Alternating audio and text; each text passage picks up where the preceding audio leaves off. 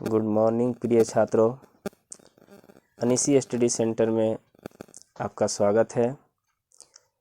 आज हम लोग कक्षा 8 के सामाजिक विज्ञान के सेट 1 का 25 प्रश्नों का विस्तार से अध्ययन करेंगे।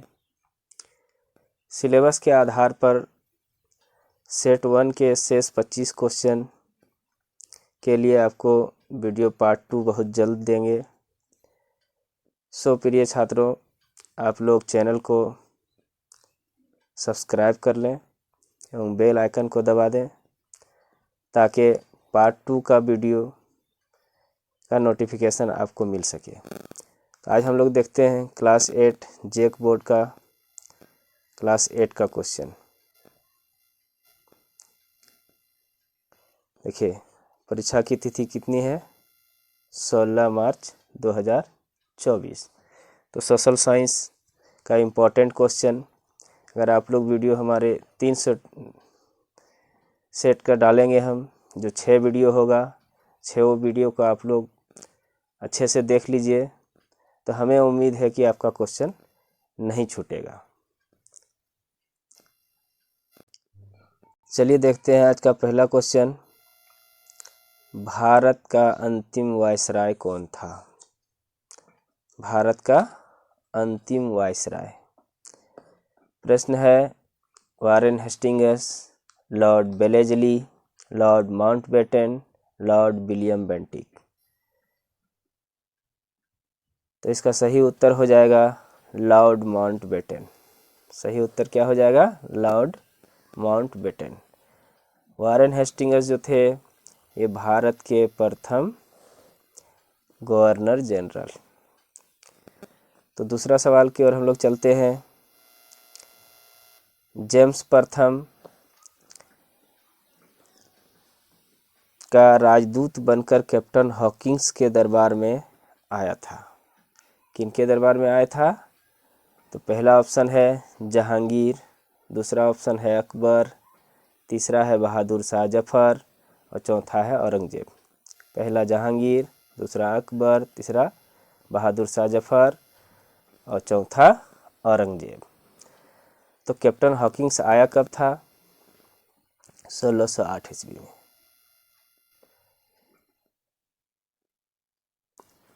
तो ये किसके शासनकाल में आया था? जहांगीर के शासनकाल में। किसके शासनकाल में आया था? जहांगीर के शासनकाल में। जहांगीर कैप्टन हॉकिंस को अंग्रेजी खान कहा करते थे, क्योंकि कैप्टन हॉकिंस जो थे ये तुर्क भाषा बड़ी अच्छा बोलते थे, इसलिए इसको अंग्रेजी खान कहा जाता था। और जहांगीर इसको क्या बोलते थे? अंग्रेजी खान। तो चलिए अगला प्रश्न देखते हैं। अस्थाई बंदोबस्त व्यवस्था किसने लागू की? ऑप्शन हमारा है लॉर्ड बेलेजली, Warren Hastings, Lord Cornwallis, Lord Dalhousie. तो इसका सही उत्तर क्या हो जाएगा? Lord Cornwallis. इसका सही उत्तर हो जाएगा लॉर्ड कॉर्नवालिस। अस्थाई बंदोबस्त के अंतर्गत जमींदारों को जमीन की स्वामी मान लिया जाता था और पहले इसकी व्यवस्था 10 वर्षों के लिए की गई थी, लेकिन बाद में वारेन हेस्टिंग्स ने लॉर्ड कॉर्नवालिस ने इसे अस्थाई बना दिया।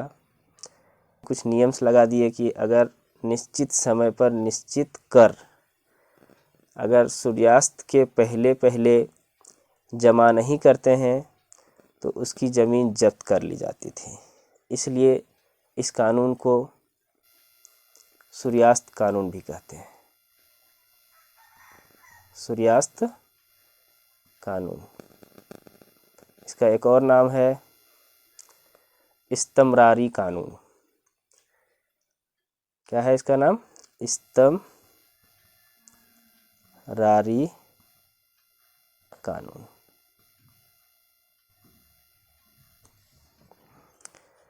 तो अस्थाई बंदोबस्त किसने लागू किया? लॉर्ड कॉर्नवालिस ने। चलिए अगला प्रश्न देखते हैं। शांति निकेतन की स्थापना किसने किया?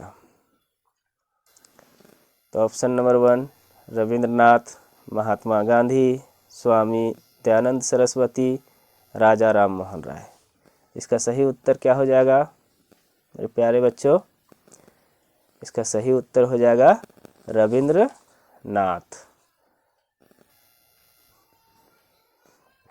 चलिए अगला प्रश्न की ओर बढ़ते हैं। संथाल विद्रोह का नेतृत्व किसने किया था? ऑप्शन हमारा है बिरसा मुंडा, सिद्धू कान्हू, तिलका मांझी, नीलांबर पीताम्बर। तो बिरसा मुंडा के बारे में हम लोग जानते हैं। इन्होंने जब विद्रोह किया था उसका नाम क्या है? उलगुलान। उलगुलान। तिलका मांझी का नाम और एक नाम उपनाम क्या है? जबरा पहाड़िया।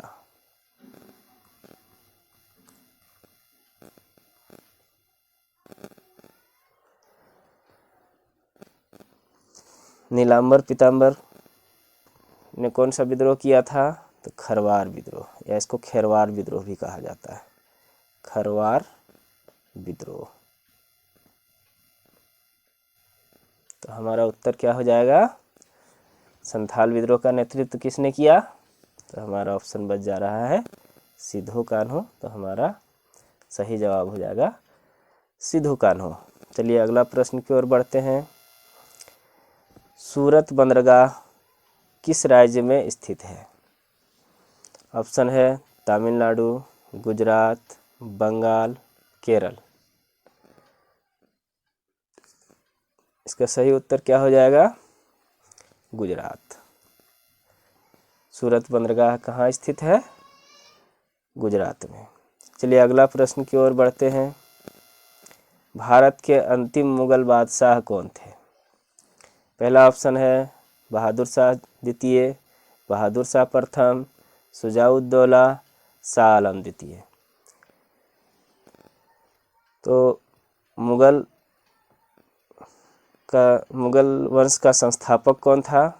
संस्थापक अगर हम पूछते तो संस्थापक कौन हो जाएगा?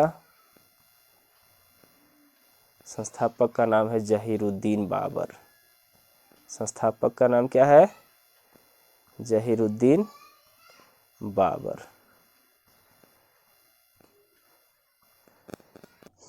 तो इसका सही उत्तर क्या हो जाएगा? बहादुर शाह द्वितीय। भारत के अंतिम मुगल बादशाह कौन थे? बहादुर शाह द्वितीय। चलिए अगला प्रश्न की ओर बढ़ते हैं। 1857 की क्रांति को और किस नाम से जाना जाता है? ऑप्शन है हूल विद्रोह, टाइपिंग मिस्टेक है यहाँ।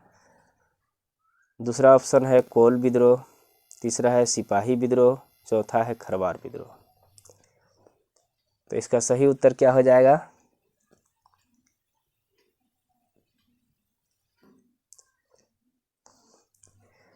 तो हूल विद्रोह किसने किया था पहले ये देख लेते हैं। तो अभी जान रहे हैं सिद्धू कान्हू।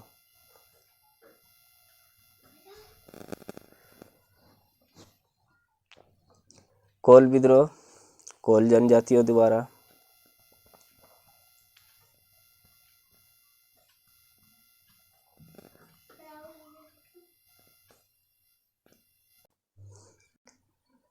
खरवार विद्रोह के बारे में बताइए, किसने किया था खरवार विद्रोह?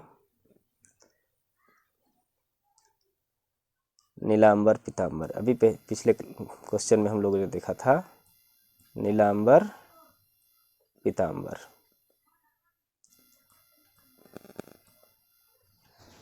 तो हमारा ऑप्शन क्या हो जाएगा? 1857 की क्रांति को और किस नाम से जाना जाता है? तो सही ऑप्शन हो जाएगा सिपाही विद्रोह। चलिए अगला क्वेश्चन की ओर बढ़ते हैं। भारतीय शिक्षा का मैग्ना कार्टा किसे कहा जाता है? ऑप्शन है मैकाले की शिक्षा, चार्ल्स वुड की नीति, विलियम एडम्स की रिपोर्ट, विलियम जोन्स की शोध रिपोर्ट। तो इसका सही उत्तर हो जाएगा मैकाले की शिक्षा। चलिए अगला प्रश्न की ओर बढ़ते हैं। सती प्रथा का प्रमाण किस अभिलेख से मिलता है? पहला ऑप्शन है मानसेहरा अभिलेख, दूसरा है शहबाजगढ़ी अभिलेख, तीसरा ऑप्शन है एरन अभिलेख, चौथा ऑप्शन है रोमनदेई अभिलेख। तो इसका सही उत्तर हो जाएगा एरन अभिलेख। एरन अभिलेख से सती प्रथा का प्रमाण मिला है। रोमनदेई अभिलेख अशोक का सबसे छोटा अभिलेख,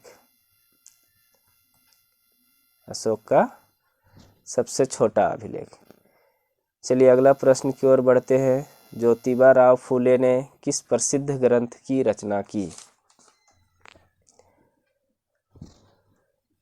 ऑप्शन है वर्ण व्यवस्था, स्त्री पुरुष की तुलना, गुलामगिरी। जब ज्योतिबा राव फूले की किताब पढ़िएगा तो उसमें वर्ण व्यवस्था, स्त्री पुरुष की भी बात कही गई है, लेकिन किताब का नाम वर्ण व्यवस्था और स्त्री पुरुष की तुलना नहीं है। किताब का नाम क्या है? गुलामगिरी। तो ज्योतिबा राव फूले ने किस प्रसिद्ध ग्रंथ की रचना की? गुलामगिरी की रचना की। चलिए अगला प्रश्न की ओर बढ़ते हैं। रॉलेट एक्ट लागू हुआ।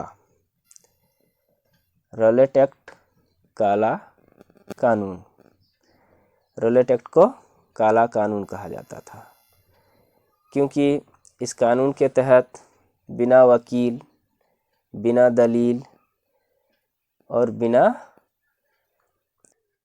अपील, क्या क्वेश्चन था? रॉलेट एक्ट में बिना अपील,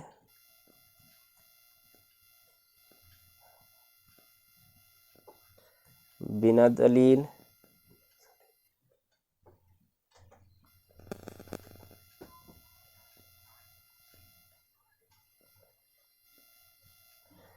बिना अपील, बिना दलील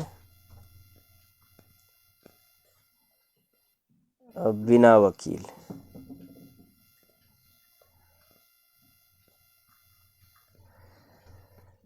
ये तीनों नियम इसमें लागू थे। बिना वकील, बिना दलील और बिना अपील, ये तीनों आपको कुछ भी अधिकार नहीं रहता था और 2 वर्षों के लिए जेल में डाल दिया जाता था। इसलिए इस कानून को काला कानून कहा जाता है। ये कानून लागू हुआ था 8 मार्च 1919 को। चलिए अगला प्रश्न देखते हैं। करो या मरो का नारा किसने दिया? करो या मरो का नारा किसने दिया? पहला ऑप्शन है बाल गंगाधर तिलक, दूसरा है भगत सिंह, तीसरा है महात्मा गांधी, चौथा है सुभाष चंद्र बोस। तो बाल गंगाधर तिलक ने कौन सा नारा दिया था? स्वराज मेरा जन्मसिद्ध अधिकार है। स्वराज मेरा जन्मसिद्ध अधिकार है। भगत सिंह ने कौन सा नारा दिया था? इनकलाब जिंदाबाद। कौन सा नारा दिया था? इनकलाब जिंदाबाद। सुभाष चंद्र बोस ने तुम मुझे खून दो, मैं तुम्हें आज़ादी दूंगा। तो बताइए अब क्या बचा हमारा? महात्मा गांधी। तो करो या मरो का नारा किसने दिया था? महात्मा गांधी ने। चलिए अगला प्रश्न देखते हैं। धन निष्कासन का सिद्धांत किसने दिया? इसका एक और नाम है धन बहिर्गमन का सिद्धांत। तो पहला ऑप्शन हमारा है जवाहरलाल नेहरू चाचा जी, दादा भाई नेरोजी, महात्मा गांधी, सुभाष चंद्र बोस। तो इसका सही उत्तर क्या हो जाएगा? धन बहिर्गमन का सिद्धांत किसने दिया? दादा भाई नेरोजी ने। चलिए अगला प्रश्न की ओर चलते हैं। हॉकी का जादूगर किसे कहा जाता है? पहला ऑप्शन है मेजर ध्यानचंद, दूसरा है जसपाल सिंह मुंडा, तीसरा है एडवर्ड हेटली और चौथा है माइकल विंडो। बताइए इसका सही उत्तर क्या हो जाएगा? हॉकी का जादूगर किसे कहा जाता है? मेजर ध्यानचंद को। चलिए अगला प्रश्न की ओर चलते हैं। आर्य समाज के संस्थापक कौन है? आर्य समाज के संस्थापक कौन है? तो इसका सही उत्तर क्या हो जाएगा? ऑप्शन देख लीजिए। स्वामी दयानंद सरस्वती, केशव चंद्र सेन, ईश्वर चंद्र विद्यासागर, राजा राम मोहन राय। ये बताइए, इसका सही उत्तर हो जाएगा स्वामी दयानंद सरस्वती। चलिए अगला प्रश्न की ओर बढ़ते हैं। झारखंड में 1857 के विद्रोह की शुरुआत कहाँ से हुई? देवघर, रांची, हजारीबाग, पश्चिमी सिंहभूम। तो इसका सही उत्तर हो जाएगा देवघर। स्थान का नाम अगर पूछ लिया जाए तो स्थान का नाम रोहिणी नामक स्थान से 1857 के विद्रोह प्रारंभ हुआ था। चलिए अगला प्रश्न की ओर चलते हैं। जैव संसाधन होते हैं जीव जंतुओं से उत्पन्न, मनुष्यों द्वारा निर्मित, निर्जीव वस्तुओं से उत्पन्न, इनमें से कोई नहीं। इसका सही उत्तर हो जाएगा जीव जंतुओं से उत्पन्न। जीव जंतुओं से उत्पन्न संसाधन को हम लोग जैव संसाधन कहते हैं। चलिए अगला प्रश्न की ओर चलते हैं। कोयला किस प्रकार का संसाधन है? नवीकरणीय, चक्रीय, अजैव, जैव। तो नवीकरणीय संसाधन जिसका उपयोग हम बार बार कर सकते हैं, चक्रीय में जिसका पुनः चक्रण करके उपयोग कर सकते हैं, अजैव संसाधन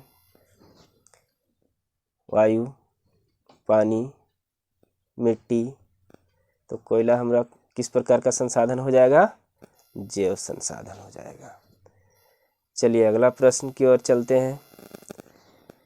कपास की खेती के लिए निम्न में कौन सी मिट्टी उपयुक्त होती है?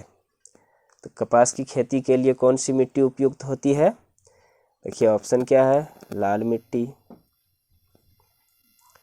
जलोढ़ मिट्टी, लेटराइट मिट्टी, काली मिट्टी। तो इसका सही उत्तर क्या हो जाएगा?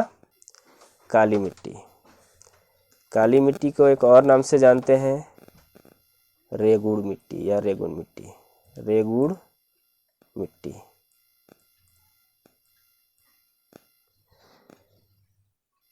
आपसे सवाल पूछा जा सकता है, रेगुड़ मिट्टी किसे कहते हैं? ऑप्शन यही रहेगा, लाल मिट्टी, जलोढ़ मिट्टी, लेटराइट मिट्टी, काली मिट्टी। तो इसका ऑप्शन क्या हो जाएगा उत्तर? काली मिट्टी। चलिए अगला प्रश्न की ओर बढ़ते हैं। झारखंड में कुल भूमि का कितना प्रतिशत भाग में वन पाया जाता है? हमारा ऑप्शन है 33%, 29%, 22%, 40%। इसका सही उत्तर क्या हो जाएगा? 29%। 29% भाग में वन पाया जाता है। चलिए अगला प्रश्न की ओर बढ़ते हैं। निम्नलिखित में से कौन सा कारक मृदा निर्माण में सहायक नहीं है? यानी मृदा बनने में कौन से कारक जो है वो सहायक नहीं है, सहायता नहीं करता है? पहला ऑप्शन हमारा है समय, दूसरा है मृदा का गठन, जैव पदार्थ, जलवायु। तो मृदा सहायक में समय,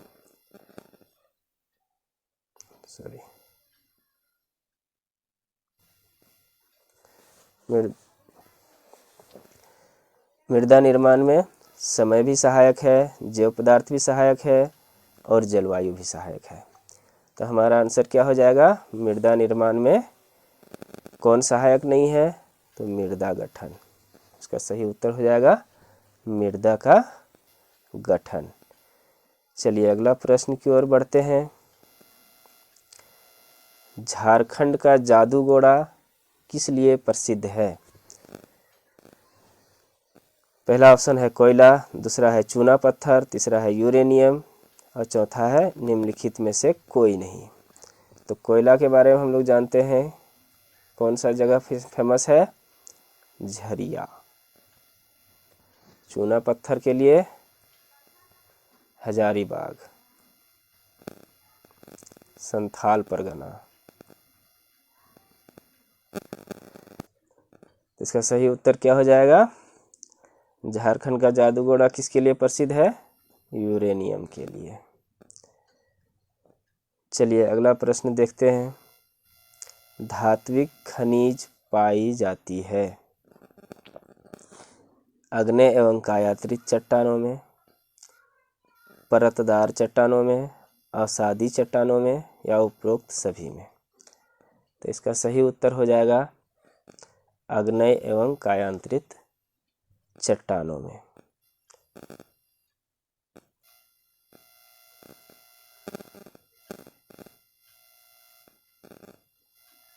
देखिए आज का लास्ट सवाल, आखिरी सवाल है, किस खनिज को काला सोना कहा जाता है? पहला ऑप्शन हमारा है कोयला, पेट्रोलियम और इससे बने उत्पाद, लोहा या इनमें से सभी। तो आप लोग कोयला पर भी ध्यान दे रहे होंगे, तो कोयला को काला सोना नहीं, काला हीरा कहा जाता है। कोयला को क्या कहा जाता है? काला हीरा। तो काला सोना किसे कहा जाता है? पेट्रोलियम और इससे बने उत्पाद को काला सोना कहा जाता है। तो ये था आज का आखिरी सवाल। पार्ट 2 वीडियो जो 25 क्वेश्चन का होगा, वो जो प्रश्न हमारे भूगोल का छूट गया है वो रहेगा और बाकी का पॉलिटिकल साइंस का रहेगा। तो पार्ट 2 वीडियो देखना ना भूलें, और वीडियो अगर अच्छा लगा हो तो चैनल को लाइक सब्सक्राइब कर दो, और पार्ट 2 वीडियो देखने के लिए बेल आइकन को दबा दो ताकि आपको सेकेंड वीडियो का नोटिफिकेशन तुरंत मिल सके। फिर मिलते हैं बच्चों नेक्स्ट वीडियो में। जय हिंद, जय भारत।